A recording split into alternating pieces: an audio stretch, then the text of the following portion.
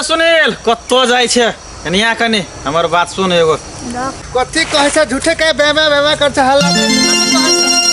यहाँ न बैठ न पजरा में एगो बात कहे के है तोरा ये बैठ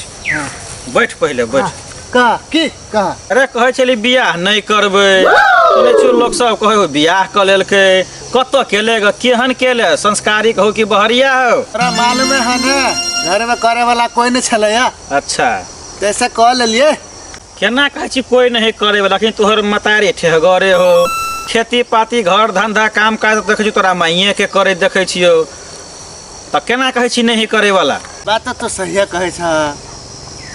मतलब हमार माय खेत पथार गया तो लोग सबसे बिना काम के झगड़ा कर लेला